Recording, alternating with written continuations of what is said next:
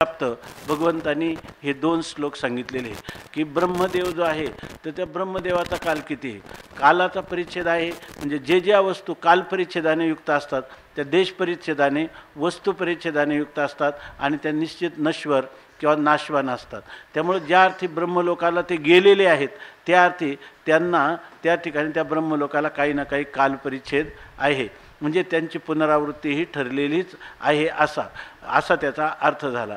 पण जे लोक भगवंताची उपासना करून मोक्षाची कामना करून त्या ब्रह्मलोकाला प्राप्त झाले आणि तेही परमात्म्याचं सगुण परमात्म्याचं किंवा म्हणजे आपल्या इष्टदेवतेचं सगुण परमात्मा रूपाने त्याला परिच्छिन्न इतर देवतांसारखा पाहिला नाही. आपण म्हणतो ना तो सकळ देवाधिदेव बळिया माझा पंढरीराव या न्यायाने त्यांनी सर्वत्र सर्व जगद उत्पत्ती स्थिती लयाचा करता असणारा जो परमात्मा आहे तो भक्तवत्सल असा परमात्मा आहे. अकारण करुणा वरुणालय परमात्मा आहे आणि त्याचा आणि माझा आभेद आहे. हा आभेद भावनेने केलेला आहे, तत्त्वज्ञान झालेलं नाही. तर असा पुरुष मात्र मामपेत्यत पुनर्जन्म दुःखालयम अशाश्वतम हे दुःखाचं घर असणारं नश्वर असणारं हे जे शरीर आहे ते शरीर त्यांना पुन्हा प्राप्त होत नाही असं सांगितलं.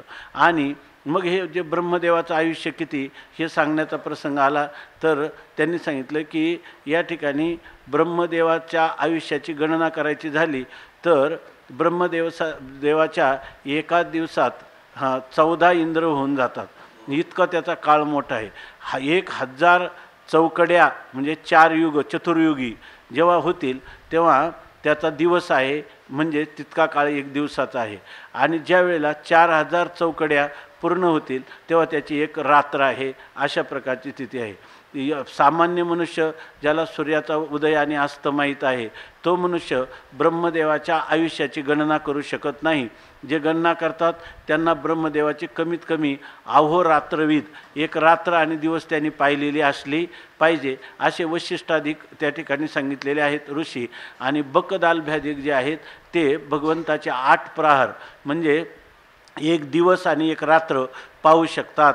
असं मार्कंडेय बकदालभ्य यांचं आयुष्य दीर्घ असल्यामुळं इतकं त्या ब्रह्मदेवाचं आयुष्य आहे. आणि अशा प्रकारची एक रात्र आणि एक दिवस मिळून जर एक दिवस धरला तर हे 360 दिवसाचं काय होतं एक वर्ष. आणि असं 100 वर्षाचं आयुष्य ब्रह्मदेवाचं आहे. एवढा मोठा काळ आहे असं सांगितलं. आणि त्या ब्रह्मदेवाची जी एक दिवसाची निद्रा आहे त्या निद्रेमध्ये सर्व हे विश्व प्रलय होऊन सर्व विश्वाचा प्रलय होतो. आणि ज्या वेळेला ब्रह्मदेवाचा दिवस उजाडतो म्हणजे ब्रह्मदेव जेव्हा जागृत अवस्थेला येतो तेव्हा या सगळ्या सृष्टीची व्यक्त सगळं हे विश्व जे आहे अनेकत्वाने परिपूर्ण असणारं हे विश्व या ठिकाणी उत्पन्न होतं. म्हणजे आपल्याकडं नाथ महाराजांनी भागवतामध्ये प्रलय सांगितले, 4 प्रकारचे प्रलय सांगितले. एक प्रलय जो आहे तो नित्य प्रलय होणार आहे. आपण जेव्हा झोपतो तेव्हा आपल्या जीवाच्या सुषुप्तीतसुद्धा सगळं विश्व लीन होऊन जातं की नाही आणि जागा झाला की सगळं विश्व प्रगट दिसायला लागतं. मग परंतु हे दररोजचं चालू आहे. आपल्या सुषुप्तीत गेला जीव की त्याला विश्व मावळतं आणि जागृतीत आला की त्याला पुन्हा हे विश्व प्रगट होतं. हा प्रलय जो आहे तर हा प्रलय हे नित्य प्रलय. आणि दैनंदिन प्रलय म्हणजे देवाच्या एका दिवसात होणारा प्रलय म्हणजे एक रात्रीमध्ये होणारा प्रलय आणि दिवसामध्ये होणारी त्याची उत्पत्ती हा दैनंदिन प्रलय. ब्रह्मदेव जागा झाला की सगळं सृष्टी उत्पन्न होते, झोपला की त्याचा लय होतो. पण आपला एक दिवसाचा दैनंदिन प्रलय आणि त्याचा आपला एक दिवसाचा नित्य प्रलय आणि ब्रह्मदेवाचा असणारा जो दैनंदिन प्रलय याच्यात खूप मोठं अंतर आहे. आणि एक महाप्रलय आहे की ज्या वेळेला ईश्वराला वाटतं की पहिल्यांदा वाटतं की एको बहुश्याम प्रजा आहे तेव्हा ही सर्व सृष्टी उत्पन्न होते. आणि दुसरी त्याला जेव्हा वाटतं की या सगळ्यांना आपल्या पोटामध्ये घ्यावं ही सृष्टी लीन करावी तेव्हा जो प्रलय होतो तो कोणता प्रलय महाप्रलय आहे. आणि प्राकृत प्रलय म्हणजे त्या सगळ्या प्राणीमात्रांचा आपल्या कारणामध्ये मायाविशिष्ट परमात्म्यामध्ये होणारा लय. आणि चौथा प्रलय आहे तो आत्यंतिक प्रलय आहे की ज्या पुरुषाला या ठिकाणी मी ब्रह्म आहे असं ज्ञान झालं त्याच्या दृष्टीनं हा कायमचा प्रलय. मी ब्रह्म आहे या ज्ञानात जगही नाही जगाची उत्पत्ती नाही आणि जगाचा प्रलय नाही, त्याला म्हणायचं आत्यंतिक प्रलय. जिथं ह्या कल्पित असणाऱ्या सृष्टीची उत्पत्ती झालेली नाही, किंबहुना होणं शक्यच नाही, असा ज्याला आत्मस्वरूपाचा ब्रह्मत्वाने किंवा ब्रह्माचा आत्मत्वाने साक्षात्कार झाला, त्याच्या दृष्टीनं हे जगत न कश्चित जायते जीवाः संभवस्य न विद्यते एतद उत्तमं सत्यम यत्र किंचित न जायते अजातवाद ज्याला म्हणतात, त्याच्यामध्ये हे जगत झालंच नाही, अशा प्रकारचे हे प्रलय आहेत. तेव्हा हे सर्व सांगत असताना या ठिकाणी हे व्यक्त आणि अव्यक्त हे सांगत असताना भगवान म्हणतात की भूतग्रामः स एवायम भूत्वा भूत्वा प्रलीयते. त्या ब्रह्मदेवाच्या दिवसामध्ये हा सगळा उत्पन्न होतो, सृष्टीमधल्या सगळ्या प्राणीमात्रांचा समुदाय, आणि पुन्हा त्याच्या स्वापावस्थेमध्ये लीन होतो. आणि हे सर्व होत असताना त्याला कसे अवशः जीव जे आहेत ते पूर्णपणे परतंत्र आहेत. जोपर्यंत त्याला ज्ञान झालं नाही तोपर्यंत नित्यप्रलय झाला तरी पुन्हा तो काय होणार, जागा झाला का मी आपण सकाळी चिंतन केलं मी बहिरा काना मुका हेच घेऊन बरोबर येणार पुन्हा. आणि त्याच्यामध्ये त्याला स्वातंत्र्य आहे का? त्याला वाटलं की आता मला झोपेत झोपेत मी मुका नव्हतो, आता मी मुका राहणार नाही, तरी तो मुकाच होणार. ब्रह्मदेवाच्या शासनामध्ये जरी तो परत आला ब्रह्मदेवाच्या दिवसामध्ये, तरी पूर्वीच्या रात्री जसा होता तसाच आपलं पूर्वीच्या दिवसात जसा होता तसाच येणार. इतकंच नाही तर ईश्वर संकल्पाने जेव्हा प्रलय होतो तेव्हासुद्धा हा लीन होणार, आणि पुन्हा जेव्हा परमात्मा सृष्टी उत्पन्न करतो तर पूर्वी जी कर्म केली असतील त्या कर्माच्या संस्काराला घेऊनच तो येणार. फक्त एकच आहे की तो परतंत्र आहे, पूर्वसंस्कार घेऊन तो जन्मालाच येणार, पण त्या जन्मामध्ये जर त्यांनी प्रयत्न केला तर त्या संस्काराला तो अभिभूत करण्याचा पण प्रयत्न करू शकतो, किंवा तेच संस्कार पुन्हा वाढवण्याचा पण प्रयत्न करतो.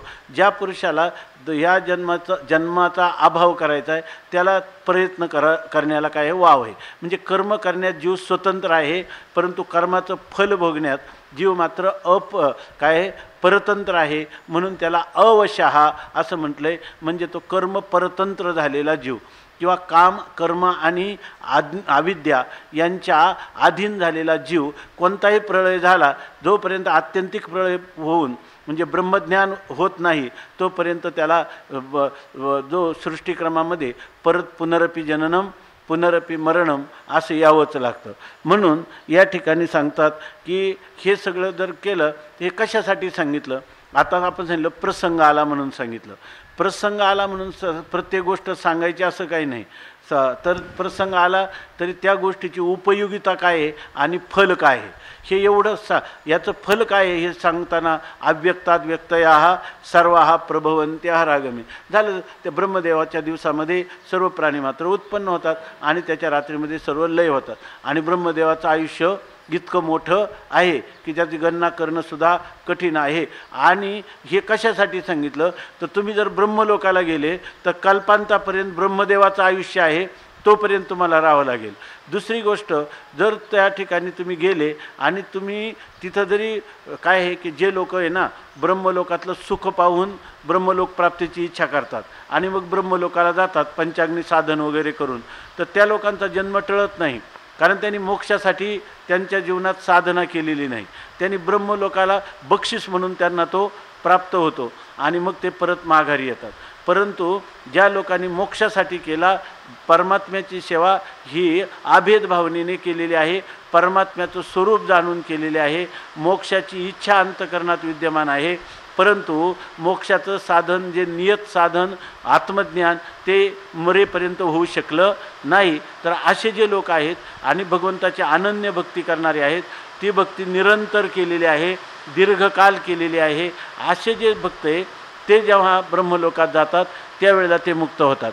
हे सगळं आपण ऐकल्यानंतर आपल्याला असं वाटलं पाहिजे की याच्याविषयी विरक्ती आली पाहिजे.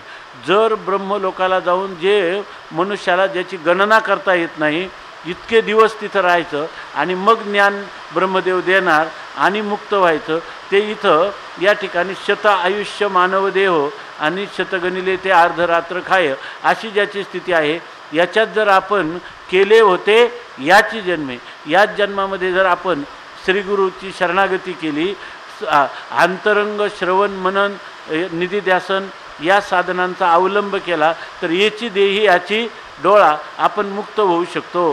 कालपरिच्छेदाने असणाऱ्या त्या लोकात जाऊन ब्रह्मलोकात जाण्यापेक्षा याच ठिकाणी मी ह्या अल्प आयुष्यात देवाने आपल्याला सर्व दिले, इंद्रिय हातपाय कान सगळं दिलेलं आहे, तर इथं आपल्याला भगवत भक्तीनं आपलं भगवंत स्वरूपाचं ज्ञान करून घेता यावं आणि इथं त्याला मुक्त व्हावं.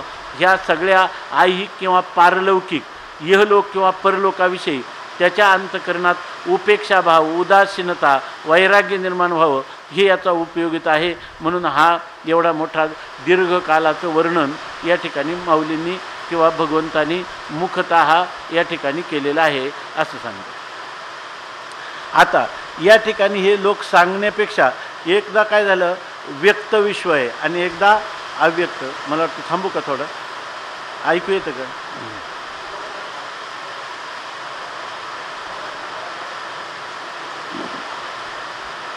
नको आता काय याच्याविषयी थोडं होतं की नाही आणि पुन्हा जागृतीमध्ये पुन्हा उदयाला येतं की नाही. उदयाला येतं म्हणजे कार्यरूपाला येतं त्याला व्यक्त म्हणतात आणि ते कार्य कारण रूपात जेव्हा जातं त्याला अव्यक्त म्हणतात. बरं ना, व्यक्त आणि अव्यक्त हे म्हणतो. ज्यावेळेला ईश्वर संकल्पाने प्रलय करतो त्यावेळेला अव्यक्त होतात आणि जेव्हा पुन्हा सृष्टी उत्पन्न करतो तेव्हाही व्यक्त होतात. मायेमध्ये जेव्हा सर्व भूतलीन होतात तेव्हा मायेला काय म्हणतात, अव्यक्त म्हणतात. म्हणजे ती पण काय आहे, अव्यक्तच आहे. आणि जेव्हा जेव्हा ही सृष्टी उत्पन्न होते तेव्हा पुन्हा व्यक्त होतात, आहे की नाही. आणि हे जे आहे माया कशी आहे, अव्यक्त आहे. ब्रह्मदेवाची स्वाप कसं आहे, अव्यक्त आहे. जीवाची निद्रा अव्यक्त आहे, आहे की नाही. आणि पुन्हा जो परमात्मा आहे, ईश्वर जो आहे, तो ईश्वर नित्यपरोक्ष आहे की नाही, तोही अव्यक्त आहे. माया अव्यक्त आहे. माया उपाधी घेतलेलं जे ब्रह्मचैतन्य ते अव्यक्त आहे आणि माया उपाधी किंवा माया विशेषण स्वीकारलेला जो ईश्वर आहे तोही अव्यक्त आहे. आणि ह्या दोघांचंही अधिष्ठान म्हणजे ईश्वराचं अधिष्ठान जे काय कार्याचंही अधिष्ठान, व्यक्ताचंही अधिष्ठान आणि कार्यरूप व्यक्त आणि कारणरूप असणारं अव्यक्त, ह्या दोघांचे अधिष्ठान कोण आहे, ब्रह्मचैतन्य आहे.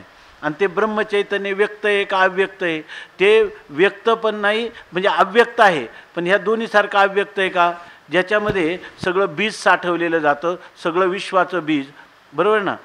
बीज ते अज्ञान किंवा ती माया ती अव्यक्त आहे, पण विश्वाचं बीज घेऊन आहे की नाही.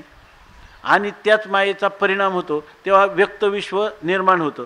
परंतु ह्या दोन्हींचंही अधिष्ठान, कार्याचे अधिष्ठान असणारं ब्रह्म आणि कारणाचे अधिष्ठान असणारं ब्रह्म, हे ब्रह्म त्या कार्यात सापडतं का कारणात सापडतं, ते व्यक्त आहे का अव्यक्त आहे, का व्यक्त आणि अव्यक्ताहूनही पलीकडचं अव्यक्त आहे. अव्यक्त आहे पण ते अव्यक्त ह्या सापेक्ष अव्यक्त नाही. ह्या व्यक्ता सापेक्ष मायेला काय म्हणतात, अव्यक्त. आणि मायेच्या अव्यक्ताच्या सापेक्ष कार्याला काय म्हणतात, व्यक्त. तसं ब्रह्माचं स्वरूप सांगत असताना ते व्यक्त आणि अव्यक्त याच्यामध्ये सापडणारे का याच्या अतीत आहे का, व्यक्त आणि अव्यक्ताचा संपूर्ण हा प्रपंच त्याच्याच अधिष्ठानावर आहे. परंतु त्याच्या अधिष्ठानावर असताना ब्रह्मचैतन्याच्या अधिष्ठान स्वरूपामध्ये कोणत्या प्रकारचा विकार होतो का, त्याच्यापासून हे कार्य त्याच्या वाचून कार्य होत नाही, पण त्याच्यामध्ये कोणताही विकार न होता हे कार्य होतं, म्हणजे हे कार्य भासतं. याचा अर्थ त्याच्या पूर्वरूपाचा कोणत्याही प्रकारचा परित्याग न करता हे व्यक्त आणि अव्यक्ताची क्रीडा त्याच्या अधिष्ठानावर चालू आहे. ही सर्व लीला आहे, ही वास्तवता नाही. अशा प्रकारची स्थिती आहे आणि ती स्थिती जाणून देण्यासाठी भगवान आता ह्या श्लोकात सांगतात. परस्तस महतः परम व्यक्तम अव्यक्तात पुरुषः परः पुरुषान्न परम किंचित सा काष्टा सा परागती. ही ह्या पुरुषापेक्षा म्हणजे ह्या आत्मतत्वापेक्षा किंवा ब्रह्मतत्वापेक्षा पुन्हा त्याच्यापेक्षा व्यापक किंवा त्याच्याहून भिन्न असं दुसरं कोणताही त्याच्या सत्तेतला पदार्थ नाही. सा काष्टा सा परागती. तर ते जे अव्यक्त स्वरूप आहे की ह्या सापेक्ष व्यक्तापासून ते अतीत आहे आणि तेच त्रिकालाबाधित सत्य आहे, ते स्वयंप्रकाश आहे, ते स्वतःसिद्ध आहे, ते आनंद घनीभूत आनंद रूप आहे, ते अद्वैत स्वरूप आहे, नित्य शुद्ध बुद्ध मुक्त स्वभाववान अशा प्रकारचं आहे. त्या ठिकाणी हे देशकालाचा ब्रह्मलोकाला गेला तर ते देशकालाचा काय आहे? ब्रह्मलोक आहे हे एक. पुन्हा ब्रह्मलोकाचा काही काळ ठरलेला आहे. म्हणजे त्या ठिकाणी देश काळ, जिथं काळाचा परिचय तिथं देशाचा असतो, जिथं देशाचा असतो तिथं वस्तूचा असतो. पण या ठिकाणी देश काळ वस्तू भेद मावळला, आत्मा निर्वाळला विश्वाकारे अशा प्रकारचं जे तत्व आहे. बरं, ह्या व्यक्त अव्यक्ताला जाणून तुम्हाला काय लाभ होणार आहे? तुम्हाला जन्ममरण परंपरा खंडित होणार आहे का? परंतु असं एक तत्व आहे की या दोन्हींचं अधिष्ठान असणारं ब्रह्मतत्व चैतन्य, त्याला जर तुम्ही त्याचं जर तुम्ही यथार्थ ज्ञान किंवा अपरोक्ष साक्षात्कार जर झाला तर तुम्हाला काय न तस्य प्राणा उत्क्रामंती किंवा न स पुनरावर्तते न स पुनरावर्तते, तुम्हाला पुन्हा जन्म घ्यावा लागणार नाही. म्हणून भगवंतांनी सांगितलं की या ठिकाणी असे जे मामुपेत्य पुनर्जन्म ते माझं खरं स्वरूप आहे, त्याला प्राप्त झाल्यानंतर पुनर्जन्म दुःखालयम अशाश्वतम नाप्नुवन्ति महात्मानः. जे महात्म्य अशा महान अंतकरणाचे पुरुष आहे, सगळ्या निरपेक्ष व्यापक असणाऱ्या ब्रह्मालाही ज्यांच्या अंतकरणाने गवसणी घातली, म्हणजे त्या ब्रह्मस्वरूपाचं अज्ञान निवृत्त करायला जे समर्थ झाले, असे जे महात्मे आहेत तर ते त्या परमाम संसिद्धीम गताः. ते ह्या परमासिद्धीला मोक्षाला म्हणजे जन्माभावरूप मोक्षाला ते लोक प्राप्त झाले असं भगवंतांनी सांगितलेलं आहे. मग तेच प्राप्त झाले आणि बाकीच्या तुझ्याशिवाय दुसऱ्या देवतांची उपासना करणारे ते कोणीही प्राप्त झाले नाहीत. आब्रह्मभुवना लोकाः पुनरावर्तिनो अर्जुन. सगळ्या ब्रह्मभुवनापर्यंतच्या लोकांना पुनरावृत्ती का ब्रह्मभुवनात प्रविष्ट झालेल्यांना पण सगळ्यांना पुनरावृत्ती आहे. पण मामुपेत्य तो कोणतेय पुनर्जन्म न विद्यते असं भगवंतांनी सांगितलं. तर आपलं चिंतन चाललं की हे जे व्यक्त आणि अव्यक्ताचं वर्णन सांगितलं, एवढा दीर्घकाल सांगितला, हे सांगण्याचं तात्पर्य असं, इतका दीर्घकाल जरी आपलं दीर्घकाल असला तरी एवढ्या दीर्घकालानंतर मुक्ती प्राप्त करून घ्यायची जरी व्यवस्था असली, परंतु तुम्हाला याची देही याची डोळा इथंच मुक्तीची व्यवस्था असताना इतका काळ कुठं वाट पाहत बसायचं? त्यापेक्षा आताच मुक्ती संपादन करा हे सांगण्यात तात्पर्य आहे. आणि म्हणून आता त्याचं ज्ञान करून घ्यायचं. तर ज्याचं ज्ञान करायचं ते तत्व आहे तरी कसं मामुपेत्य, तू मला प्राप्त होऊन पण तुझं स्वरूप काय आहे? तर माझं स्वरूप काय आहे ते भगवान या ठिकाणी फक्त परोक्ष रीतीनं सांगतात. परोक्ष रीतीनं का सांगतात?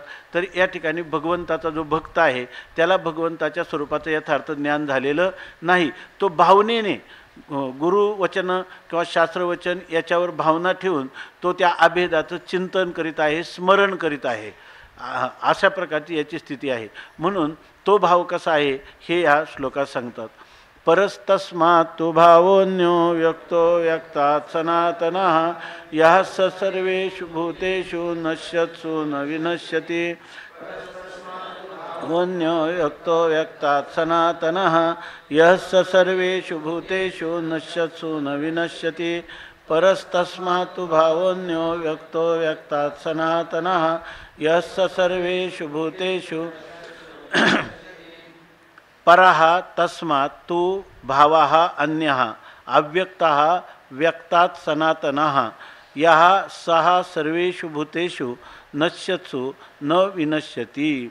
तु तस्मात् अव्यक्तात् परः अन्यः अव्यक्तः सनातनः यः भावः सः सर्वेषु भूतेषु नश्यत्सु न विनश्यति. आता ह्या सर्वांच्या व्यक्त आणि अव्यक्ताच्या पलीकडचा असणारा तू, परंतु हे जे व्यक्त आणि अव्यक्त भाव झाले तुम्हाला आता हे ज्ञात झाले. परंतु तस्मात् अव्यक्तात्, त्या अव्यक्तापेक्षा, कोणत्या अव्यक्तापेक्षा? ब्रह्मदेवाच्या दैनंदिन प्रलयामध्ये असणारं जे त्याचे स्वापावस्था, बरोबर ना, त्या स्वापावस्थेपेक्षा, त्या अव्यक्तावस्थेपेक्षाही पराहा, निराळा, अन्य हा, त्याच्यापासून वेगळा असणारा आणि अगदी विलक्षण, म्हणजे जे अव्यक्त आहे त्या अव्यक्ताची जी लक्षणं आहेत त्याच्यापेक्षा त्याची लक्षणं वेगळी आहेत, म्हणून तो विलक्षण अशा स्वरूपाचा आहे. आणि असं जे अव्यक्त आहे तोही अव्यक्तच आहे, परंतु तो अव्यक्त कसा आहे? अव्यक्त हा नाम न इंद्रियही व्यज्यते, ज्याचं इंद्रियांनी व्यक्ती होत नाही किंवा इंद्रियांना जो गोचर होत नाही असा जो अव्यक्त भाव आहे. पण तो भाव कसा आहे? सनातन हा, तो भावमध्ये त्याच्यामध्ये कधी परिवर्तन किंवा परिणाम होत नाही, तो अपरिणामी आहे, एकरूप आहे. हे जे व्यक्त आणि अव्यक्त आहे तर ते व्यक्तामध्ये अव्यक्तात पर्यवसान होतं की नाही, आणि अव्यक्त पण अव्यक्त भावाला येतं की नाही, म्हणजे हे सनातन आहे का? ज्या वेळेला कार्यरूपाला असतं त्यावेळेला इंद्रियाला गोचर आहे की नाही, आणि जेव्हा कारणरूपात असतं तेव्हा इंद्रियांना गोचर नसतं, परंतु त्यावेळेला बीजरूपाने ते कार्य त्या कारणामध्येच साठवलेलं असतं, आणि त्या कारणामध्येच पुन्हा काय होतो? विकार होतो, आणि तो कार्यरूप विकार होतो. असं त्याच्यामध्ये जे आहे त्याच्यामध्ये स्थिरता आहे का? एकरूपता आहे का? त्याच्यात सनातनता आहे का? सनातन असणारे एकरूप आहे की जे हे व्यक्त आणि अव्यक्त ह्या दोघांहूनही विलक्षण आहे, ह्या दोघांपेक्षाही अन्य आहे, पण ते सनातन आहे. तसे हे व्यक्त आणि अव्यक्त सनातन आहेत का? नाही. एक त्यांची लक्षणं सारखी आहे का? याच्यामध्ये जे ह्याच्याहून चांगलं पहा, ह्या सर्वांहून विलक्षण असणारं जे तत्व आहे ते तत्व इंद्रियांना गोचर होतं का? इंद्रियांना त्याच्यात कार्यरूप विकार होतो का? त्याच्यामध्ये हे कार्य कधी बीजरूपाने साठवलेलं आहे का त्याच्या केवळ शुद्ध स्वरूपात? का शुद्ध स्वरूपाचा कार्य आणि कारणाचा दोन्हीचाही संबंध नाही? अशा प्रकारचं ते आहे, म्हणून ते विलक्षण आहे की नाही. आणि ज्या अर्थी यांच्यामध्ये विकार होतो तसा विकार त्याच्यामध्ये होत नाही, त्या अर्थी ते निर्विकार आहे की नाही. अर्थात ते विलक्षण पण आहे आणि सनातन पण आहे. आणि म्हणून असा या भावा, असा जो भाव म्हणजे असा जो पदार्थ, असा जो पदार्थ म्हणजे असं जे स्वरूप, असं जे स्वरूप म्हणजे जे असं आपलं असणारं आत्मस्वरूप जे आहे, सहा सर्वेषु भूतेषु नश्यतु, ते या असा जो पदार्थ आहे तो असा भाव भूसत्तायाम, असा सद्रूप असणारा जो आत्मा आहे तो सर्वेषु भूतेषु नश्यत्सु, सर्व प्राणी मात्र जरी नाहीसे झाले किंवा जे इंद्रिय गोचर असणारे सगळे पदार्थ जरी नाहीसे झाले तरी न विनश्यती, तरी त्याचा कधीही नाश होत नाही, आहे की नाही. रज्जूवर सर्प तुम्हाला प्रतीतीला आला, उत्पन्न झाला, अधिष्ठानाचं ज्ञान झालं, नाश झाला. पण अधिष्ठान कसं आहे? रज्जू कसा आहे? जसा आहे तसाच आहे. तसं तुका म्हणे साहे, आणि देव आहे तैसा आहे. या ठिकाणी साहे सहन काय करा? भासमान होणाऱ्या कार्यकारण भावाला सहन करा. सहन करा म्हणजे काय करा? तर या ठिकाणी त्या जे कार्य आणि कारणरूप जो प्रपंच आहे तो ज्या स्वरूपावर तुम्हाला भासतो त्या स्वरूपाच्या ठिकाणी त्याचा त्रैकालिक अत्यंताभावाचा निश्चय झाला तरी अंतःकरण आणि आत्मा यांचा अध्यासिक तादात्म्य संबंध आहे. तो प्रपंच दिसल्याशिवाय राहणार नाही, तो दिसणारच, परंतु तो सहन करा नाम बाधितानुवृत्तीने. त्या ठिकाणी त्याच्याकडं पहा की पदार्थ मिथ्या पदार्थ या अधिष्ठानाचं ज्ञान झालं तरी उपाधीचा संबंध असेपर्यंत जपाकुसुमाच्या दृष्टांताप्रमाणे भासल्याशिवाय राहणार नाही. पण तुम्हाला ह्या दिलेल्या आत्मज्ञानाने केलं काय? तर त्या ठिकाणी तो या पदार्थाविषयीची सत्यत्व बुद्धी घालून दिलेली आहे. मिथ्या रूपाने असणारा पदार्थ हाही पदार्थ कुठपर्यंत येईल? आत्मा आणि अंतःकरण यांचा आध्यासिक तादात्म्य संबंध आहे तोपर्यंत. हा आध्यात्मिक तादात्म्य संबंध कुठपर्यंत राहील? फक्त ह्या जन्माच्या मृत्यूपर्यंत राहील. प्रारब्ध क्षय झाला की हे शरीर पडेल आणि त्याच्या पुढं त्याची प्रतीती पण येणार नाही, तेव्हा तुम्ही विदेह कैवल्याला प्राप्त व्हाल. म्हणून म्हणतात की निश्चय काय असू द्या, देव आहे तैसा आहे, आणि व्यवहार कसा असू द्या, तुका म्हणे साहे. या ठिकाणी हे प्रतीतीला येत असलं तरी प्रतीती उपहित चैतन्याच्या ठिकाणी प्रतीतीला येणाऱ्या ह्या व्यक्त आणि अव्यक्त यांचा दोन्हीचाही त्रैकालिक अत्यंत अभाव आहे. आणि स्वाभाव अधिकरणे भासमानत्व मिथ्यात्व, ज्या अधिकरणामध्ये ज्या मिथ्या पदार्थाची ज्या पदार्थाची प्रतीती येते त्याच अधिकरणात त्याचा त्रैकालिक अत्यंत अभाव असणं हे मिथ्यात्वाचं काय आहे, लक्षण आहे. म्हणून अशा रीतीनं सांगतात, परस्तस्मात् तु भावन्यो व्यक्तो व्यक्तात सनातनः या सर्वेषु भूतेषु नश्यतु, सर्व कार्यकारण प्रपंच नष्ट झाला आहे की नाही. अज्ञान गेलं तरी हा आहेच, अज्ञान असलं तरी अज्ञानोपहित परमात्मा आहेत. आणि अज्ञानाचं अज्ञान कार्यरूपाने जरी अज्ञानाचा विलास झाला तरीसुद्धा अधिष्ठान आहेत. आणि हे अधिष्ठान कार्य आणि कारणाच्या धर्माने अस्पर्शित अचुंबित आहे. अशाच प्रकारचं हे ज्ञान करून घेण्यासाठी भगवान आता अर्जुनाला ह्या व्यक्त अव्यक्ताच्या माध्यमातून व्यक्ताव्यक्ताच्या अतीत असणारं यत साक्षात अपरोक्षात ब्रह्म, जे स्वयंप्रकाश स्वतःसिद्ध सनातन एकरूप असं आपलं स्वरूप आहे, त्या स्वरूपाच्या विषयी वर्णन करून सांगतात. अजून पुढच्याही श्लोकात सांगतात काही. तर याच्यावर माऊली आता चिंतन सांगतात. व्यक्ताव्यक्ताचं वर्णन करताना सांगितलं, जैसे वृक्षपण बीजासे आले की मेघ हे गगन झाले, तैसे अनेकत्व जेथ सामावले ते साम्य म्हणिपे. जसं वृक्ष आहे, परंतु तो वृक्ष जेव्हा आपला बीजरूप आपलं वृक्ष संपूर्ण कुठं राहतो, अगोदर बीजामध्ये हा वृक्ष राहतो, त्यावेळेला तो कार्यरूपाने वृक्षरूपाने त्याच्या पाण्या डाहळं मुळं खोड काही प्रतीतीला येत नाही, पण त्या बीजरूपाने तो सगळा साठवलेला असतोच की नाही. कारण काय आहे, कारणगुण हा कार्यानुवर्तनते. कारणामध्ये जर फांद्या मुळं काही नसती तर कार्यामध्ये आली असते का, फक्त तिथे तर काय होती, अव्यक्त होती. हा आहे की नाही. आणि तीच पुन्हा काय व्यक्त भावाला येतात. जसं म्हणतात वृक्षपण बीजाशी आले, हे वृक्षत्वच काय होतं, बीजामध्ये जातं की म्हणजे बीजरूप होतं. आपल्या व्यक्त भावाला ते काय करतं, व्यक्त भावाचा परित्याग करतं आणि अव्यक्त भावाशी एकरूप होतं, जसं वृक्षाचं बीज. किंवा मेघ हे गगन झाले, आकाशामध्ये आता ढग पण आहेत आणि आकाश पण आहे. परंतु ज्या वेळेला हे ढग अगदी जसे मोठ्या ढगाच्या तुकड्यातून एक पडलेला जो तो तुकडा आहे तो ढगरूपाने आपल्याला दिसतो की नाही, पण दिसला तरी तो कायम राहतो का आकाशामध्ये. माऊलीनं वर्णन केलं, वशे ना वर्षे, तिथं टिकतही नाही आणि वर्षावही करत नाही. अर्थात तो कसा असतो, नगण्य असतो. त्याप्रमाणे ह्या अधिष्ठानाची द्वैत केल्यासारखी जणू काही द्वैत केला असे वाटणारा हा जो द्वैतात्मक प्रपंच आहे, हा खरा त्या आत्मस्वरूपाला द्वैत करतो का. मिथ्या पदार्थ अधिष्ठानाला कधीही द्वैत निर्माण करू शकत नाही. अशा प्रकारची स्थिती आहे. मग तो काय करतो, तर तो अधिष्ठान रूपच होतो. ज्या वेळेला आपल्याला अधिष्ठानाचं ज्ञान होतं त्यावेळेला तो अधिष्ठान रूप होतो. कारण मिथ्या पदार्थाची निवृत्ती हे अधिष्ठान रूप असते. की जसं मेघ हे गगन झाले, ते दिसणारे ढग कुठून आले, आकाशातच उत्पन्न झाले, राहिले कुठं, आकाशातच, आणि पुन्हा काय झाले, गगनरूप झाले. तैसे अनेकत्व जेथ सामावले ते साम्य म्हणिपे. इथं साम्य शब्द जो उच्चारला आहे ना, निर्दोषमी समम ब्रह्म, ब्रह्मालाही साम्य असं म्हणतात. आणि इथं अव्यक्त जे त्याला पण काय म्हणतात, साम्य. ते साम्य म्हणजे काय, अनेकत्व जेथ सामावले ते साम्य का. या ठिकाणी ते साम्य म्हणिपे. अनेकत्व कुठे आहे, ह्या द्वैतरूप कार्यरूप असणाऱ्या प्रपंचात व्यक्त विश्वात काय आहे,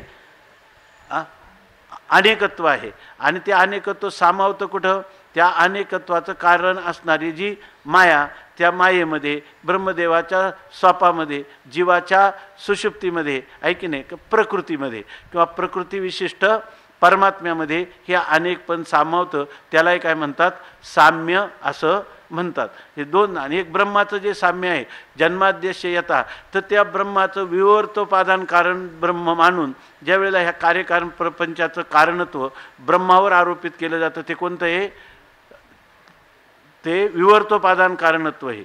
त्या साम्यामध्ये ज्या वेळेला परमात्मा हा जगाचं कारण सांगितला जातो त्यावेळेला त्याच्यामध्ये कोणतं आहे, अभिन्न निमित्तोपादान कारणत्व आहे. आणि ज्या वेळेला हे अव्यक्त माया कारण सांगितली जाते त्यावेळेला त्याचं जे कारणत्व आहे ते परिणामी उपादान कारणत्व आहे. अशा प्रकारे त्याला साम्य म्हणतात. पण माऊली इथं सांगतात तेथ सम विषम नेणे काही. ती याला काय म्हणतात, सम आणि विषम. विषम म्हणजे कार्य आणि सम म्हणजे कारण. पण मूळ जे अधिष्ठान आहे त्या अधिष्ठानाच्या ठिकाणी ही वरची साम्यता आहे का विषमता आहे, ते तर सम विषम न दिसे काही. त्या अधिष्ठानाला माहीतसुद्धा नाही की माझ्यावर हे जग उत्पन्न होतं, जग माझ्यावर राहतं आणि जग माझ्यामध्येच लय पावतं का. हे जीवाच्या दृष्टीनं केलेला विचार आहे, जीवाच्या दृष्टीनं केलेला हा विचार आहे. म्हणून ते तर समविषमन, ते जे मूलभूत तत्व आहे, आपलं आत्मतत्व आहे किंवा आत्मा तत्वतः कसा आहे, जे तर समविषमन दिसे काही. तिथं हे सम म्हणजे कार्यरूप प्रपंच, आपलं कारणरूप प्रपंच नाही. आणि विषम म्हणजे आपण काय म्हणतो, त्रिगुणांच्या साम्यावस्थेला प्रकृती असं म्हणतात. ती ही प्रकृती म्हणजेच अव्यक्त, हे तरी तिथं आहे का, ही अव्यक्त त्या. बरं, जीवाची सुषुप्ती किंवा त्याचा जो काय जीव सुषुप्तीचा अभिमानी प्राज्ञ होऊन राहतो का, हे त्या दृंगमात्र स्वरूपाला माहीत नाही. त्याला जीव ज्यावेळेला जागृत अवस्थेला येतो आणि तो जागृत अवस्थेचा अभिमानी विश्वरूपाने राहतो, ते तरी त्याला माहीत आहे का. स्वप्नाचा अभिमानी तैजस हेमात राहतो का, माहीत नाही. हे व्यष्टीदृष्टीनं माहीत नाही. पण समष्टीदृष्टीनं ज्यावेळेला हिरण्यगर्भ, विराट, ईश्वर का, हेही त्याला माहीत नाही, हेही त्याला माहीत नाही. म्हणजे याचा अर्थ समष्टीचा अभिमानी माहीत नाही आणि व्यष्टीचा अभिमानी परमात्म्याशी त्याचा काही संबंध नाही. असं तेच समविषमन दिसे काही, मनोनी भूते हे भाष्य नाही. तिथं जर कारणच दिसत नाही तर भूत म्हणजे कार्यरूपाने त्या कारणापासून भूत उत्पन्न झालेली ही भाषा किंवा ह्या गोष्टी तरी त्या ठिकाणी आहेत का, अर्थात काहीही नाही. बघ तिथली स्थिती कशी आहे म्हणतात, जेवी दुधची जाहलिया दही नामरूप जाय. जोपर्यंत दूध आहे तोपर्यंत काय, त्या दुधाचं नाम आहे दूध आणि त्याला द्रवत्व हे त्याचं स्वरूप आहे. परंतु त्याचं दही झाल्यावर आता दूध नावाचा पदार्थाचं नाम तो राहिलं का, रूप राहिलं, ते घनीभूत झालं, द्रवत्व गेलं. नाव दूध होतं ते दही झालं, आता नामरूप जाय. त्या ठिकाणी संपूर्ण नामरूप मावळून जातं. म्हणून अवघाचे आकार ग्रासेला काळे, आहे की नाही, अशी त्याची स्थिती होते. आणि म्हणतात हे दृष्टांत झाला. दृष्टांत म्हणजे इथं याचा अर्थ लगेच माऊलींनी हा परिणामवाद मानला आहे सांख्यांचा, असं नाही. इथं फक्त नामरूपाचं त्याचं पूर्वीचं नामरूप पूर्णपणे लोपून जातं. तसं परमात्मा स्वरूपाच्या ठिकाणी हे कार्य आणि कारणरूप असणारं जे नाम आणि रूप किंवा नामरूप आणि नामरूपाचं बीजावस्था, हा दोन्ही विचार त्या ठिकाणी राहत नाही. तेवी यासाठी आता दाष्टांतिका सांगतात, तेवी आकार लोपासरीचे जगाचे जगपन भ्रंशे, परी जेथे झाले ते जैसे तैसेचे असे. तेवी त्याप्रमाणे आकार लोपासरीशे, आकाराचा लोप झाला म्हणजे कार्यरूप असणारा जगाचा आकार नाहीसा झाला की जगाचे जगपन भ्रंशे. आहे काय, आकाराला आलं की त्याला जग म्हणतात आणि आकार नाहीसा झाला, कुठलाच आकारच दिसला नाही. जिथं आकार दिसला नाही म्हणजे नाम रूप संबंध जाती क्रिया आणि भेद हा आकाराशीचं प्रवाद. ह्या आकाराला काय म्हणतात, या ठिकाणी हा आकाराचा घेतलेला काय एक आळ आहे कोणाच्या ठिकाणी, ब्रह्मस्वरूपाच्या ठिकाणी, पण वस्तूशी नाही, वस्तूचा नाही. पण आता हे जे आकार येत होते आपल्याला नामरूप संबंध, हे आत्मस्वरूपाच्या ठिकाणी आहेत का, नाही. मग त्या ठिकाणी आकाराचा काय झाला, लोप झाला. आकाराचा लोप झाला म्हणजे नाम रूप जाती क्रिया भेद या सगळ्याच आकारांचा काय झाला, लोप झाला. मग जगाचे जगपण भ्रंश, आता जग नावाचं कार्यरूपता, कार्यामध्ये हे आहेत ना सगळं, नामरूप संबंध हे कार्याचे सांगता येतात, पण तिथं आता काय नाही, कार्यच राहिलं नाही. जगपण भ्रंशे हे त्याच्यातलं जगाचं जगत्व भ्रष्ट झालं म्हणजे नाहीसं झालं. परंतु हे झालं कुठं, निरधिष्ठान भ्रम होत नाही. जगाच्या उत्पत्ती स्थिती लयाचा भ्रम आहे आणि तो भ्रम कोणाच्या अधिष्ठानावर होतो, आत्मस्वरूपाच्या अधिष्ठानावर होतो. ज्या अधिष्ठानावर हा जगताच्या उत्पत्ती स्थिती लयाचा भ्रम झाला, पहिल्यांदा जगत झालं, नंतर जगत त्याच्यावर जगताची स्थिती राहिली, नंतर जगत त्याच्या अधिष्ठानाच्या ज्ञानाने निवृत्त झालं, असं सगळं झालं की नाही. मग त्यावेळेला ते ज्या अधिष्ठानावर ते झालं तर परी जेथे झाले, ज्या अधिष्ठानावर ते जगत उत्पत्ती स्थिती लयाचा व्यवहार घडला किंवा कार्यकारण परंपरा किंवा नियत कार्यकारण भाव आम्हाला दिसला, तर ते जैसे तैसेचे असे, ते जसं होतं तसंच आहे. तुका म्हणे साहे आणि देव आहे तैसा आहे. त्या अधिष्ठानात स्वामी महाराज नेहमी सांगायचे, आपण चिंतन करतो, रज्जूवर सर्प भासला, गुडघे फुटले, नाक फुटलं आणि पुन्हा म्हटला की मोठा साप आहे आणि एखाद्या दयाळू पुरुषाने त्याला दिव्याच्या साहाय्याने त्या रज्जूचं ज्ञान करून दिलं की दिल्याबरोबर काय त्याला रज्जूचं ज्ञान झाल्याबरोबर त्या रज्जूचं अज्ञान निघून गेलं आणि त्या अज्ञानाचं कार्य असणारा सर्प पण निघून गेला. आता तो सर्प गेला कुठं तर ज्या अधिष्ठानावर भासला त्याच्यातच निवृत्त झाला. हे आपले सगळे सिद्धांत आहेत का नाही? स्वामी महाराज सांगायचे आता त्या रज्जूला विचारा तुम्ही बरं. रज्जूला विचारलं, रज्जू महाराज तुमच्या सामान्य स्वरूपाचं ज्ञान आणि विशेष स्वरूपाचं अज्ञान आणि त्या अज्ञानाच्या तमोगुणाचा परिणाम सर्प आणि सत्वगुणाचा परिणाम सर्पज्ञान एवढं तुमच्यामुळं झालं की नाही? तो म्हणतो माझे कानही नाही ऐकती, मला काही हे माहीत नाही म्हणे. पण जेव्हा तुमचं ज्ञान झालं ना, ह्या रज्जूची निवृत्ती झाली, तर म्हणतो निवृत्ती पण मला माहीत नाही. अहो तुमच्याच अधिष्ठानात झाली हेही मला माहीत नाही. नसू द्या माहीत, पण तुम्हाला रज्जू म्हणतात हे तरी माहीत आहे का? ते पण माहीत नाही म्हणतं. अशा प्रकारचं हे आत्मस्वरूप जे आहे ते सर्व कार्यकारण परंपरेने काय आहे? अस्पर्शित अचुंबित अशा प्रकारचं आहे, निर्विकार रूपाने राहणार आहे. आणि हे खरं भगवंताला सांगायचं आहे. ह्या अध्यायामध्ये हे भगवंताला सांगायचं आहे की अशा प्रकारची स्थिती माझ्या भक्ताला प्राप्त होते. आता त्यांनी साधना ज्ञान प्राप्त झाले का त्याला?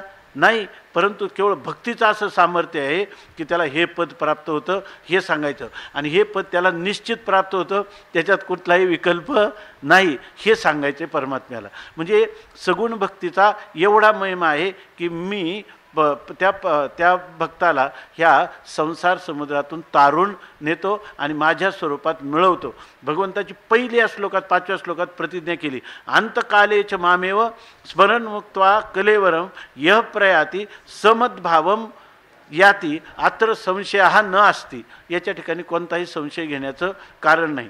परंतु ही जी भक्ती आहे ही भक्ती कशी केली पाहिजे हे पण भगवंतांनी सांगून ठेवले की मामुपेत्य पुनर्जन्म न विद्यते.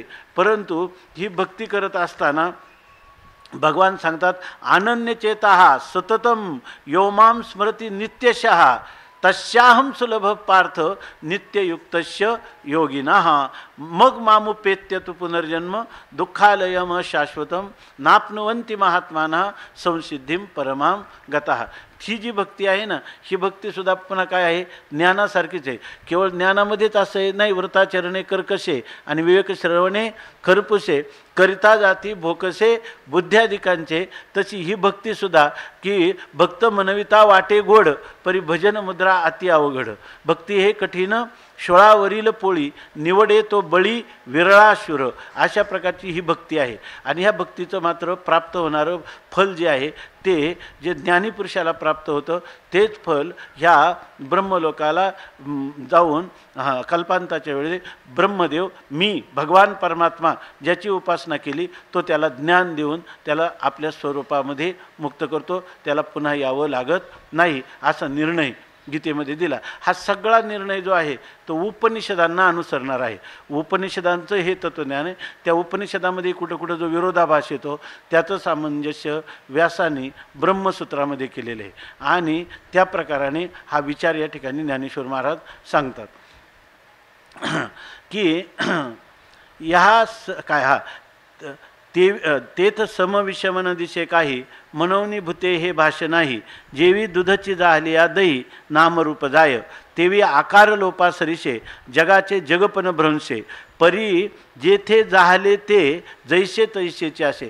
जेथे झाले म्हणजे ज्या अधिष्ठानावर ह्या कार्यकारण प्रबंध किंवा व्यक्ताव्यक्ताची ही जी काही क्रीडा चालली हे ते जे अधिष्ठान आहे ते अधिष्ठान मात्र जैसे तैसेचे असे. जसं का तसं त्याला म्हणायचं जो का त्यो असं राहिलं. चांगदेव 65 काय सांगितलं? तैसे दाविले नाही तरी हाच याच्या ठाई ना दाविला तरीही हाच या. सगळं जगत प्रपंच दाखवला तरी तो त्याच्या स्वयंमहिमेने प्रतिष्ठिता. आणि ज्यावेळेला हा जगत प्रपंच नाहीसा झाला तरी तो त्याच्या महिमेमध्ये आहे. तया नाव सहज अव्यक्त आणि आकारा येतेच व्यक्त हे एकास्तव एक सूचित एरवी दोन्ही नाही. आता सांगतात आता मग तया नाव सहज अव्यक्त. ते एक अव्यक्त आहे का नाही? पण ते अव्यक्त कोणतं आहे? सहज अव्यक्त आहे. म्हणजे हे जे सापेक्ष अव्यक्त नाही ते ह्या व्यक्ताच्या सापेक्ष अव्यक्त ते नाही, जीवाच्या सापेक्ष नाही, ईश्वराच्या सापेक्ष नाही किंवा ब्रह्मदेवाच्या सुषुप्तीच्या सापेक्ष नाही, ते अत्यंत प्रलय झाल्यानंतर जे अनुभवाला येणारं जे अव्यक्त आहे ते अव्यक्त आपल्याला प्राप्त झालेलं अव्यक्त आहे का मूळचं स्वाभाविक आहे, म्हणून ते म्हणतात ते सहज आहे. म्हणून ह्या आपल्या अध्यात्मामध्येही ज्ञानाच्या तत्त्वज्ञानाच्या प्रांतात सर्वात मोठे महापुरुषाची अवस्था कोणती सांगितली? उत्तमा सहजा अवस्था. म्हणजे ज्याला बंधक आलेपी बंधाभावा, ज्यावेळेला मी मला बद्ध समजत होतो किंवा हे लोक जे बद्ध समजतात ते सुद्धा बद्ध नाहीत, नसत्या छंदे जग विनोदे विवळ तसे, असा ज्याचा दृढ निश्चय आहे माझ्या सहित सर्व हे विश्व केवळ ब्रह्मरूप आहे, ब्रह्माच्या अतिरिक्त मत्त परतरम नान्यत किंचित अस्ति धनंजय, ही खरी वस्तुस्थिती आहे. यत्र किंचिन न जायते तया नाव सहज अव्यक्त.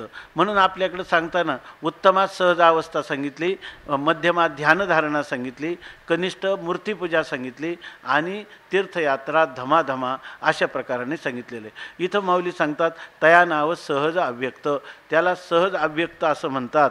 आणि आकारा येतेची व्यक्त, आणि जे आकाराला येतं म्हणजे जे नाम रूप संबंध जाती क्रिया याचा विषय होतं असं जे असेल ते सगळं व्यक्त आहे. आणि हे जे व्यक्त आणि अव्यक्त आहे ना, हे एकास्तव एक सूचित, एकामुळे एकाची काय होते आपल्याला सूचना होते किंवा कल्पना करता येते. व्यक्तामुळं अव्यक्ताची आणि अव्यक्तामुळं व्यक्ताची ही कल्पना करते, पण एरवी दोन्ही नाही. परंतु ज्या अधिष्ठानावर ह्या व्यक्ता अव्यक्ताची कल्पना होते त्या अधिष्ठानामध्ये व्यक्त आहे का अव्यक्त आहे? व्यक्तही नाही आणि अव्यक्तही नाही. मग ह्याची स्थिती कशी आहे याच्यासाठी माऊली एकदम सोपी उदाहरणं देतात. तुम्हाला हे एवढ्या प्रक्रिया माहीत नसताना जर दृष्टांत कळला आणि त्या दृष्टांताला लागून दाष्टांती कळला तर काम झालं. याच्या आणि हे सगळं काही लोक जे म्हणतात ना, काय विचारसागर आणि वृत्ती प्रभाकर पंचदशी वेदांताचे प्रकरण ग्रंथ याच्या कुबड्या ज्ञानेश्वरीला कशाला पाहिजेत? आहे की नाही? खरोखरच त्या कुबड्या घेण्याची गरज नाही, पण तुम्हाला ज्ञानेश्वरी तर कळाली पाहिजे ना. हे जर भाव कळवून घेतले तर त्या कुबड्या घ्यायची गरज नाही, पण नाही कळाले तर कुबड्या घेतल्याशिवाय पर्याय नाही. नाहीच कळाले तर तुम्हाला प्रक्रिया सांगितली म्हणजे हे डोक्यावर होतं. मग तुम्ही असं म्हणा ना, त्या कुबड्या नाही हे त्यात ज्ञानेश्वरीच्या अभ्यासाला ते काय आहे थोडंसं साह्य आहे म्हटलं तर. नाही तर ज्ञानेश्वरीतून परंपरेनं हा विचार घेतला, तुम्हाला त्या ग्रंथाची खूपच ॲलर्जी असेल तर त्याची परिभाषा वापरू नका, पण तुम्हाला ह्याच्यातलं ज्ञान तर होऊ द्या ना.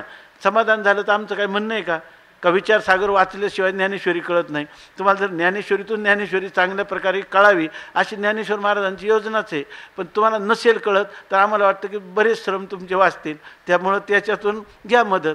आहे की नाही? एवढाच त्याचा अर्थ.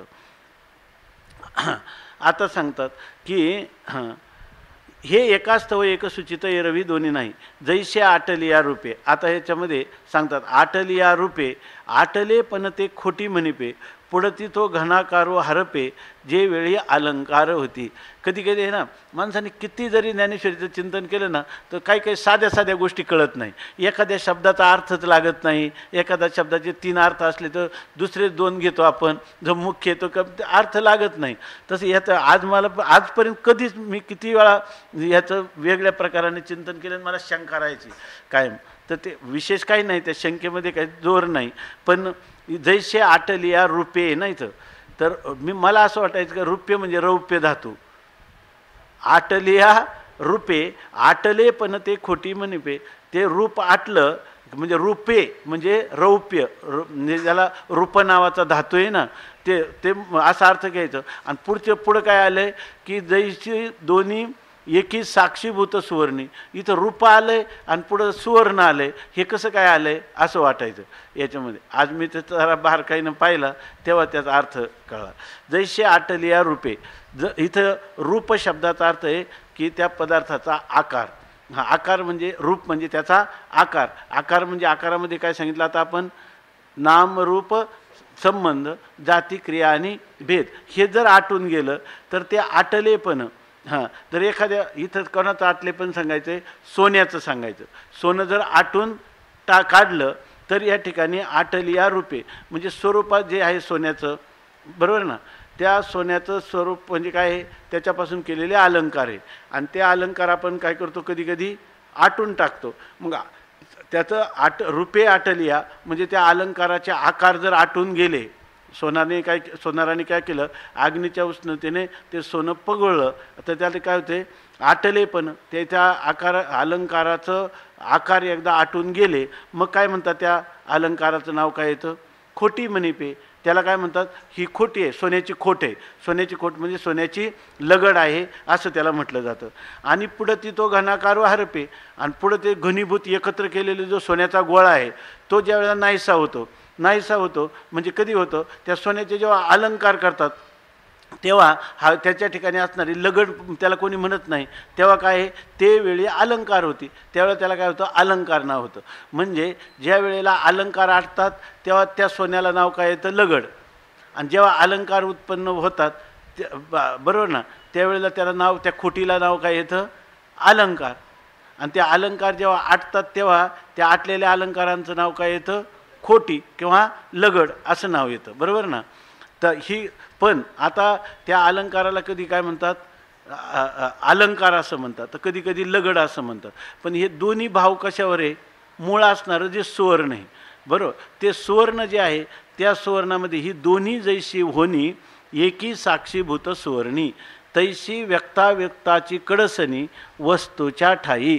एक ओवी आपल्याला गेली, मला वाटतं 7व्या अध्यायामध्ये की ह्या अध्यायामध्ये गेली, तर त्याच्यामध्ये सांगितलं, ज्या वेळेला सुवर्ण हे शुद्ध आहे आणि त्याच्यामध्ये डाक मिसळलं तर त्याला साकेची नव्हे, त्याला हिनकस सोनं असं नाव येतं का नाही. पण जेव्हा हिनकस सोनं नाव येतं तेव्हाही डाक वेगळं सोनं सोनंच असतं की नाही, बरोबर आहे. ते अशी होई गेली ना. हा याच अध्यायात गेले. तरी पंधरेपण न मिळे केडाळाचा दोषू, केडाळाचा अंश न मिळे, जव अशी जे तयाचेनी मिळे तेव्हा साकेची म्हणायची. आणि पुन्हा आणखीन पुढची होय नाही, त्याच्या आधीची अगोदरची होय नाही. परी आधी दैवाधिभूत समजतं. परिपंधरे किराळा मिळतं, ते काय साखे नव्हे असं आक्षेपार्थाने विचारलेले. तसं या ठिकाणी आता ह्या सोन्याच्या ठिकाणी अलंकार किंवा रूप जरी म्हटलं तर मूळ सुवर्णात काय बाध आहे का सुवर्णाला हे माहीतही नाही का, सुवर्ण रूपानेच आहे का, त्याच्या ठिकाणी तुमच्या आमच्या दृष्टीनं अलंकार आणि लगड ह्या केलेल्या कल्पना आहेत का, ह्या दोन्ही कल्पनेने असंस्पर्शित अचुंबित असं खरं सोनं आहे का, सोनंच आहे की नाही, अशा प्रकारचं सांगतात. ही दोन्ही जैशी होणी एकी साक्षीभूत सुवर्णी. ही दोन्ही होणी म्हणजे कोण, लगड होणं आणि अलंकार होणं, ह्या दोन्ही, त्या दोन्हींचं साक्षी असणारं जे सुवर्ण आहे त्या सुवर्णाच्या ठिकाणी काय आहे, हे दोन्ही भाग नाहीत. सुवर्णाची चंडिका, सुवर्ण शुळेची देखा, सुवर्णाच्या महिका नाशू केला. खरं काय आहे, सोन्याचीच, शुद्ध सोन्याचीच असणारी जी काय चंडिका देवी, सोन्याच्याच तिच्या हातात असणारा शूळ आणि सोन्याचाच महिषासूर राक्षस यांचा वध झाला का, काहीच झालं नाही. तो देवलसी या कडा व्यवहारू गमला फुडा, वाचुनी देव महिष शूळ चांबडा सुवर्णची की, सगळं सोनंच आहे. तशा प्रकाराने तिथं जे सांगायचं ते अन्वयाने सांगायचे. आणि इथं जे सांगायचं आहे, इथं अन्वय आणि व्यतिरेक हा स्वस्वरूपे विकल्प नास्ती, हा भेद आहे त्याच्यामध्ये. ती अमृतानुभवाची भाषा आहे. आणि इथं काय आहे की ह्या भाषेत सुद्धा तिथं काय आहे की सगळं सुवर्णमय आहे, सोन्याचेच आहे सगळे. म्हणजे ही त्रिपुटी आहे ना, ती खरं काय आहे, सगळं अधिष्ठानच आहे. त्रिपुटीमध्ये तर ज्ञेयोपहित चैतन्य, ज्ञातृपहित चैतन्य आणि ज्ञानोपहित चैतन्य, ज्ञाता ज्ञान आणि ज्ञेय हे सर्व काय आहे, एकच आहे असं सांगायचं. आणि इथं सांगायचं की ही दोही जैशी होणी एकी साक्षीभूत सुवर्णी, तैशी व्यक्ताव्यक्ताची कडसणी वस्तूच्या ठाई. त्याप्रमाणे व्यक्त आणि अव्यक्त यांची कडसणी, यांचा निर्णय किंवा याचा विचार हा त्या वस्तूच्या ठिकाणी. म्हणजे काय होतं, व्यक्त आणि अव्यक्त दोन्ही त्याला माहीत नाही, हा विचारच त्याच्यापर्यंत पोचलेला नाही, अशी स्थिती आहे. सुवर्ण सुवर्ण रूपानेच आहे, तुम्ही त्याला लगड आणि अलंकार रूपाने तुम्ही केलेल्या सापेक्ष कल्पना आहेत. पण मूळ सुवर्ण शुद्ध स्वरूपात जसं आहे तसंच आहे, असाच विचार करता येईल ना याच्यामध्ये. आता सांगतात ते कसं आहे मग, ते तरी व्यक्त ना अव्यक्त, नित्य ना नाशिवंत, या दोही भावा अतीत अनादि सिद्ध. या ठिकाणी सांगतात ते इथं काय सांगायचं बरं का, ज्ञानेश्वर महाराज जे सांगतात ते काय तत्त्व सांगतात, भक्ताला प्राप्त होणारा स्थान आहे. परंतु ज्ञानीपुरुषाला कोणतं स्थान प्राप्त होतं, हे जे वर्णन चालले ही स्थिती ज्ञानीपुरुषाला प्राप्त होणारी आहे का भक्ताला प्राप्त होणारी. जर आता आपल्याला हे चाललेलं चिंतन कोणासाठी चाललंय वाटतं, हे ज्ञानाच्या प्रांतात चाललंय का भक्तीच्या प्रांतात चाललंय, ज्ञानाच्या प्रांतात चालले.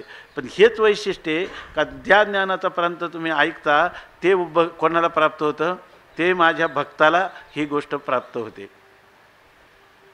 आता जे ते तरी व्यक्त ना अव्यक्त, ते म्हणजे जे अधिष्ठान आहे दोन्हींच्या अतीत असणारं, ते व्यक्त आहे का अव्यक्त आहे, ते व्यक्त पण नाही आणि अव्यक्त पण नाही.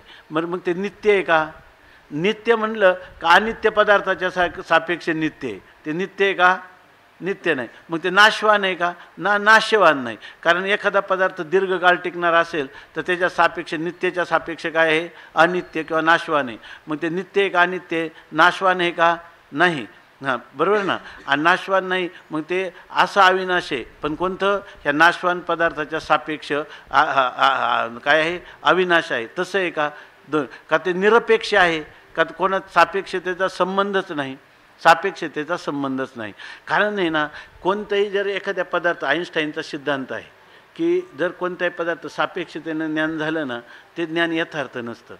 सापेक्ष ज्ञान आहे ना, ते इदम या इत्थम रूपाने नसतं. आता काठी आपण समोर पाहतो, ती काठी काय दिसते आपल्याला की जितक्या 1 फूट उंचीची दिसते समजा, आणि पाण्यात बुडवली तर, आणि पाण्यात बुडवली तर आपल्याला ती कमी वाटते की नाही. बरं ती कमी कशी, त्या बाजूने जर तुम्ही जास्त केली आणि तिरकी धरली तर आणखीन त्याच्यापेक्षा तिच्या लांबीत फरक पडतो, आणि या बाजूने वळवली आणि आणखीन तुम्ही पुन्हा तिरकी केली तर त्याच्यात फरक आहे. सापेक्ष काठी आहे का नाही, पण ही मूळ जी काठी आहे त्या काठीच्या सापेक्षही नाही, ती काठी आपल्याला तिचं योग्य रीतीनं ज्ञान होऊ शकत नाही. असं सापेक्षवादाचा सिद्धांत जो आईन्स्टाईनने सांगितला त्याच्यामध्ये सुद्धा ही गोष्ट आहे. आणि आपल्या दैनंदिन जीवनात हे आपल्याला कळतं की नाही. जर समजा एखाद्या सूक्ष्मदर्शक यंत्रातून पाहिलं तर केसाचा 100वा हिस्सा आपल्याला भला मोठा दिसतो, आहे की नाही. आणि त्या आरशाच्या चित्रात आपण पाहता ते आरशाचा तो खेळ असतो त्याच्यामध्ये, तर तुमचं तोंड एवढं तर एवढं मोठं दिसतं, नसलं तर उभंच दिसतं. कारण का, त्या काचेच्या सापेक्ष ते जे प्रतिबिंब आहे ते प्रतिबिंब आपल्याला उमटत असतं. तसं यथार्थ ज्ञान व्हायचं असेल तर त्याला सापेक्षता नाही. या ते तरी व्यक्त ना अव्यक्त, नित्य ना नाशिवंत, या दोही भावा अतीत अनादि सिद्ध. ह्या दोन्ही भाव म्हणजे व्यक्त आणि अव्यक्त. खरं माणसाने आपले परमार्थ करतो तेव्हा व्यक्त प्रपंचाचा विचार करतो का आपण अव्यक्ताचा जास्त विचार करतो, खरं सांगा बरं. आपण व्यक्ताचा विचार करतो का अव्यक्ताचा विचार करतो, हां बोला ना. आपलं सगळं जीवन खरं तर व्यक्ताचाच विचार करण्यात जातं. कारण काय आहे याचा पण आपण विचार करत नाही. व्यक्तामध्ये जर काही त्रुटी होतात ना, त्या सांगण्याचा प्रयत्नसुद्धा व्यक्तातूनच करतो, आहे का. कार्यकारण परंपरासुद्धा वास्तव काय आहे याचा शोध घेत नाही आपण, घेणारे सुद्धा थोडे लोक आहेत. आणि ते जे घेतात ना ते भ्रमात्मक कार्यकारण भावाचा शोध घेतात, वास्तव कार्यकारण भावाचा शोध ते घेत नाहीत. पण काही लोक असे आहेत, हे दार्शनिकसुद्धा आहे, नास्तिक जे दर्शनकार आहेत, ते कार्यकारण भावाचा शोध घेतात की नाही. परमाणूपासून हे उत्पन्न झालं म्हणजे त्यांची बुद्धी किती सूक्ष्मतेपर्यंत गेली की नाही. परंतु ती परिपूर्ण वेदाला अनुसरणारी दृष्टी नाही. नास्तिकाची दृष्टी ते एक स्वयंबुद्धीच्या बाहेर निघाली तयाची शुद्धीच नाही. ही जी आपल्याला दृष्टी घ्यायची, ही दृष्टी कोणाची घेतली पाहिजे, अपौरुषे वेदाने अध्यारोपाच्या भाषेत सांगितलेला कार्यकारण भाव तरी किमान आपण अनुसरण्याचा किंवा लक्षात घेण्याचा प्रयत्न केला पाहिजे. तर आपल्याला हळूहळू मायाधीश चैतन्य ईश्वर ह्या संकल्पना ज्या आहेत ह्या संकल्पातून आपण मायाधिष्ठान चैतन्याकडं जाऊन निरपेक्ष असणाऱ्या खऱ्या स्वरूपाची की जे विवर्तोपादान कारण आहे त्याची आपल्याला काय होईल, ओळख होईल. आणि ती ओळख अशी तशी नाही होणार. आता ती परोक्षता, ती वस्तूची परोक्ष ओळख नाही होणार, तिचं काय होईल, दृढ अपरोक्ष साक्षात्काराने ओळख होईल. पण याच्यासाठी अज्ञात ज्ञापकत्वम शास्त्रस्य शास्त्रत्व, अज्ञात वस्तूचं ज्ञापन करून देणारं शास्त्र आहे. तेव्हा त्या श्रुतीला अनुसरून तर्क करावे लागतील किंवा श्रुतीला पूर्णपणे श्रद्धापूर्वक अनुसरावं लागेल, तरच आपल्याला याचा परिचय होईल. नाहीतर आपण काय करतो, व्यक्ताच्याच विश्वात आपण रमलेले आहे. त्याच्यामध्ये अव्यक्त जे आहे ना, इतकंच नाही, माणसं कितीही प्रयत्न करून जर आपल्याला आज लाखभर रुपये मिळायचं तर अव्यक्ताच्या विश्वात झोपेत सुद्धा जायला नको म्हणतात. कारण कार्यापासून मिळणारं जे सुख आहे ना, ते बरोबर आहे ना, जे सुख आहे वास्तव कारणातलं सुख निरपेक्ष आहे का नाही, झोपेतलं सुख निरपेक्ष आहे का नाही, निर्विषय आहे का नाही, निरुपाधिक आहे का नाही. जरी अज्ञानाची उपाधी असली तर त्या काळात कळते का, त्या काळात कळत नाही. खरं ते सगळा आत्म्याचाच आनंद असतो.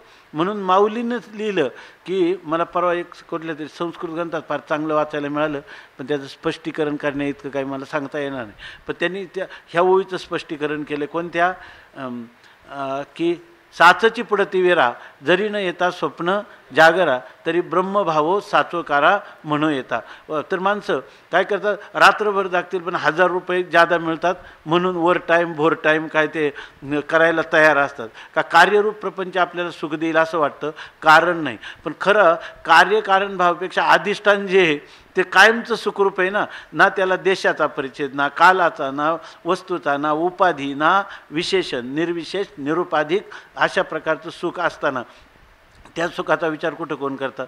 सगळे लोक सापेक्षतेमध्ये. म्हणून त्या आईन्स्टाईनने तर सिद्धांतच काढला, त्याला निरपेक्ष वस्तू असते माहीतच नाही बिचाऱ्याला. तो काय म्हणतो, सगळं सापेक्ष आहे. सुखसुद्धा काय आहे, सापेक्ष आहे. दुःखसुद्धा काय आहे, सापेक्ष. म्हणून सापेक्षतेचा जादा विचार करू नये, हे असंच चालायचं आहे की नाही. हे तर आपल्यालाही माहिती आहे, हे असंच चालायचं म्हणून काय समाधान होतं का. परंतु सापेक्षतेचा अधिष्ठान निरपेक्षत्व आहे आणि ते वेद प्रतिपादित आहे, अतिंद्रिय आहे, अवांग मनस गोचर आहे. अशा प्रकार म्हणजे अवांग मनस गोचर, मग याला अगोचर असणार आहे. असं जर त्याला कळलं तर त्या ठिकाणी तो कायम आनंदाचे डोळे, आनंद तरंग आहे की नाही. आणि ही गोष्ट वेदाने आपल्याला दाखवून दिलेली ऐकी. परंतु ते म्हणतात, ते तरी व्यक्त ना अव्यक्त, नित्य ना नाशिवंत, या दोन्ही भावा अतीत. ह्या नित्य आणि अनित्य या दोन्ही भावाच्या अतीत असणारं जे तत्व आहे ते कसं आहे, अनादि सिद्ध. ते तत्व उत्पन्न झालेले का, ब्रह्मलोक हा उत्पन्न झालेला आहे. ब्रह्मदेव हा आपल्या कालपरिच्छेदाने उत्पन्न झालेला आहे. परंतु त्या ब्रह्मलोकामध्ये गेलेल्याला जे फल प्राप्त होतं ते अनादिसिद्ध फल प्राप्त होतं. म्हणजे ज्याला मोक्ष हे फल प्राप्त होतं, फल प्राप्त होतं. लक्षात आलं ना. जे फल आहे ना दोन्ही भावाच्या अतीत असणारं ते फल नित्य आहे का, म्हणजे पूर्वी अनित्य होतं आता नित्य आहे. त्या असं आहे का, नित्य होतं आता अनित्य आहे का. त्या ठिकाणी तो मोक्ष जो आहे तो अनादिसिद्ध आहे. अनादिसिद्ध का, अनादिसिद्ध असला तरच याला मोक्ष म्हणता येईल आहे की नाही. जर मोक्ष एखादे गाव असला आणि तिथं आपण गेलो तर याचा अर्थ काय, यत्कृतकम तर अनित्यम आहे की नाही, ते अनित्य ठरेल. कोणताही पदार्थ जर प्राप्त झाला, त्याच्यामध्ये विकार झाला, त्याच्यामध्ये संस्कार झाला, त्याचा विनाश झाला किंवा त्याची उत्पत्ती झाली तर हे सगळे पदार्थ काय असतात, विनाशशीलच असतात.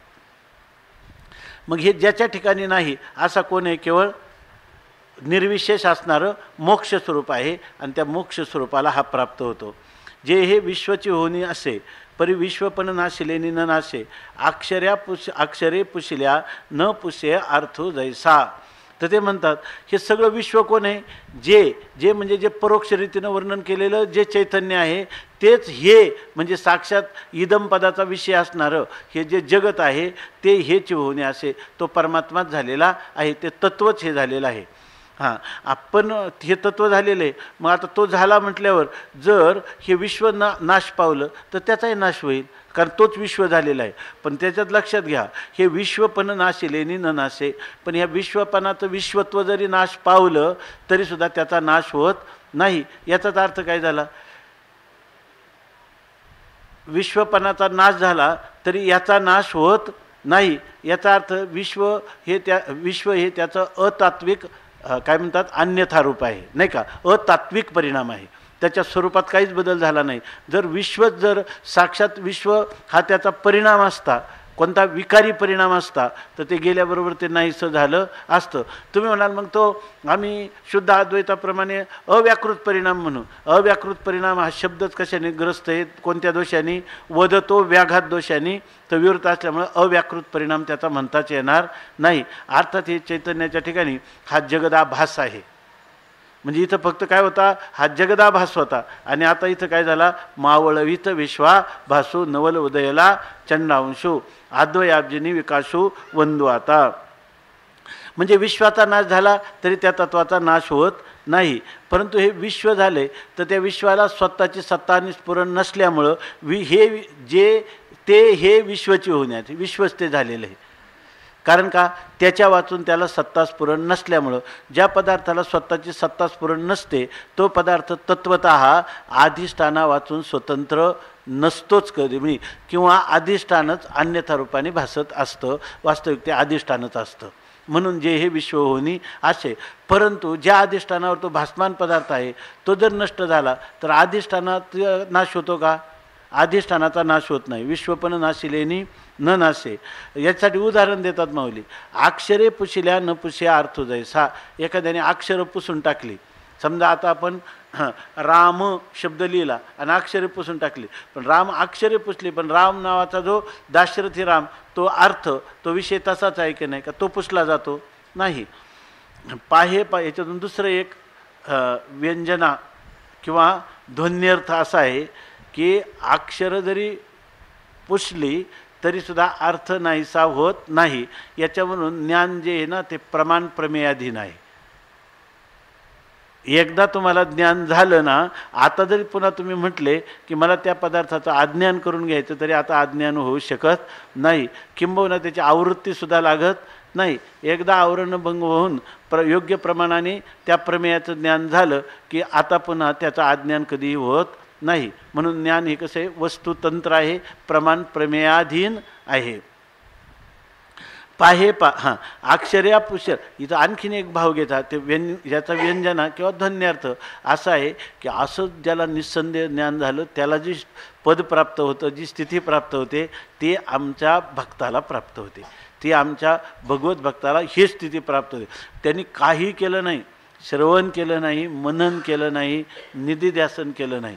त्यांनी फक्त काय केलं, अनन्यचेतः सततम यो मां स्मरती नित्यशः तस्याहम सुलभ पार्थ नित्ययुक्तस्य योगिना. एकाग्र चित्ताने फक्त रात्र न कळे दिवस न कळे अंगी खेळे दैवत हे अशा प्रकारची भक्ती.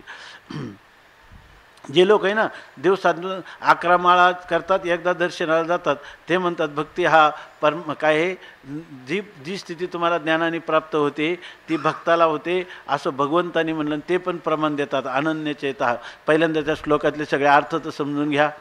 आहे की नाही? तुम्ही अनन्यचेता आहे का, नित्ययुक्त आहे का, आहे की नाही?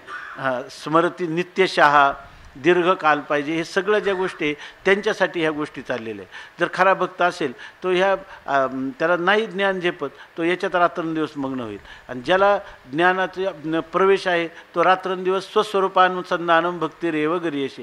तुम्ही ज्याला भक्ती म्हणतात तीच भक्ती आम्ही करतो. तिचं नाव काय आहे? स्वस्वरूपानुसंधान. स्वस्वरूपाचं नित्य चिंतन करणं ही सुद्धा काय आहे?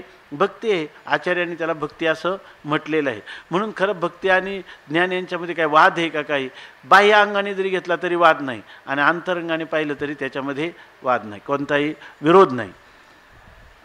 आता सांगतात पाहे पा तरंग तरी होतं जातं परी तेथे उदकते अखंड असत तेवी भूताभावी न नाशत अविनाश जे. आता हे जे वर्णन चाललंय ना हे कोणाचं चाललंय? व्यक्ताच्या पलीकडं असणारं जे अर्थात कोण आहे हे काय आता तुम्हाला आम्हाला संस्कार असल्यामुळे सांगण्याची गरज नाही. ते म्हणजे माया आहे नाही का? तर ते काय आहे? ईश्वर चैतन्य आहे नाही, मायाविशिष्ट चैतन्य, ब्रह्मदेवाचं दिवस रात्र, जीवाची जागृती स्वप्न, आपलं जागृती सुषुप्ती, काही नाही. हे केवळ कोण आहे? विशुद्ध असणारं ब्रह्मचैतन्याचं हे वर्णन चाललंय. एवढी तर गोष्ट आपल्या लक्षात आली की नाही? पाहे पा तरंग तरी होतं जात परी तेथे उदकते अखंड असत तेवी भूताभावी न नाशत अविनाश दे. पाहे पा, तुम्हीच पहा बरं विचार करून. तरंग तरी होतं जातं. पाण्यावरचे तरंग उत्पन्न होतात आणि नाश पावतात. परी उदक ते अखंड असतं, परंतु पाण्याच्या पाणीपणामध्ये काय बदल झाला का ते अखंड स्वरूपात आहे.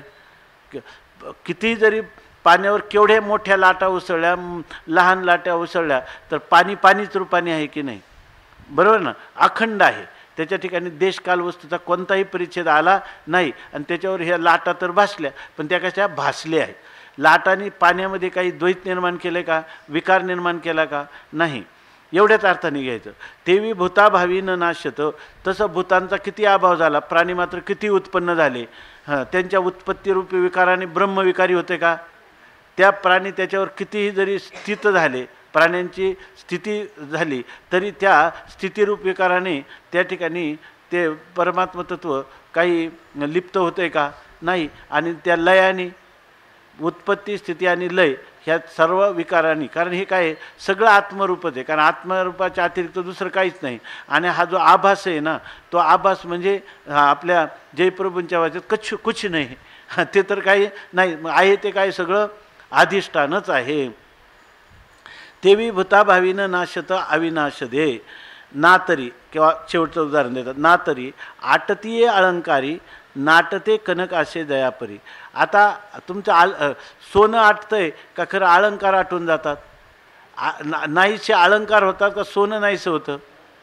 मग आटतीये अलंकारी म्हणजे अलंकाराचा अलंकारापणा मात्र नाहीसा होतो, आहे की नाही. तसं कार्याचं कार्यत्व मात्र काय होतं, नाहीसं होतं, बरोबर ना. तर कार्याचं कार्यत्व नाहीसं होतं, परंतु त्या कार्यामध्ये असणारं जे अधिष्ठान आहे ते मात्र नाटते कनक असे जयापरी. ते सुवर्णाचे अलंकार आटले तरी कनक म्हणजे सोनं ते मात्र आटत नाही. तर हे ज्याप्रमाणे आहे, तेवी मरतीये जीवाकारी अमर जे आहे.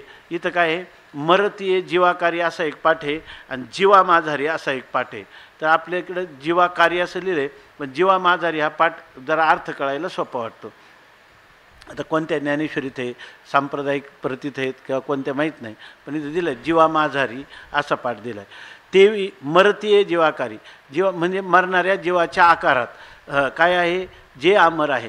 मरणाऱ्या जीवाच्या आकारात म्हणजे जीवाला जे हे शरीर प्राप्त झालेले आहे आणि त्या शरीर संबंधाने जे आकार म्हणजे नाम रूप संबंध जाती क्रिया भेद हे त्याला प्राप्त झालेले आहेत.